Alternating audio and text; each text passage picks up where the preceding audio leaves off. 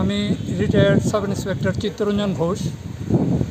গতকাল আমি হঠাৎ করে চিন্তা করলাম আমার অ্যাকাউন্টটা স্টেট ব্যাংক শালবাগান, এই অ্যাকাউন্টটা একটু চেক করার জন্য আমি এটিএম থেকে 1000 টাকা উইথড্র করি।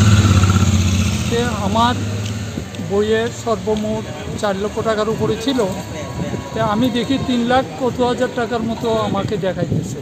তখন আমার একটু সাসপেক্ট হয়েছে যে আমার এত টাকার হিসেবে গরমিল হইতেছে, ব্যাপারটা কী। তো সকাল থেকে আমি গান্ধীগ্রাম স্টেট ব্যাংকে যাই, গিয়ে আমার বইটাকে আপ টু ডেট করি। করার পরে দেখি যে আমার এখানে 1,20,000 টাকার মতো নাই। তখন আমি সাথে সাথে শালবাগান ওই বিএসএফের ভেতরে যে এসবিআই আছে ওটাতে গেলাম এবং ওনাদেরকে বললাম, ম্যানেজারকে বললাম। ম্যানেজারও বেশি গুরুত্বও দেয়নি, ওনাকে আমি জিনিসটা জানিয়েছি এবং স্টাফকে জানিয়েছি। সাথে সাথে ব্রাঞ্চের অন্য একজন বলল, আপনি একটা দিয়ে যান, অ্যাপ্লিকেশন দিয়ে যান, আমরা এটা হেড অফিসে পাঠাবো, এইরকম বলল। তখন আমি এটা দিয়ে আসলাম। যতটুকু সহযোগিতা আমি ম্যানেজার বাবুর কাছ থেকে পাওয়ার আশা করে গিয়েছিলাম সেইটুকু আমি পাইনি। খুবই উনি আমাকে এত সাহায্য করেনি।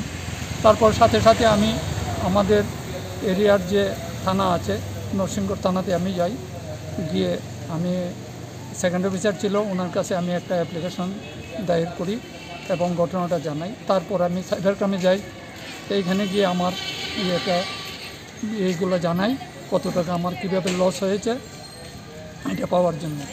শেষ পর্যন্ত আপনাদের শোনাবো। পুলিশের থেকে কী আশ্বাস পেয়েছেন? পুলিশ থেকে সাইবার ক্রাইম তো আমাকে খুব আশা দিয়েছে যে ওদের ইয়েগুলো লক করে দিয়েছে, যে ওরা আসবে এবং ধরা পড়বে। কত তারিখ ঘটনাটা হয়েছিল? ঘটনাটা তো কালকে আমি দেখলাম। ঘটনা হয়েছে তো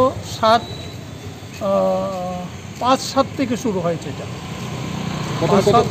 কত করে উইথড্রল হচ্ছিল?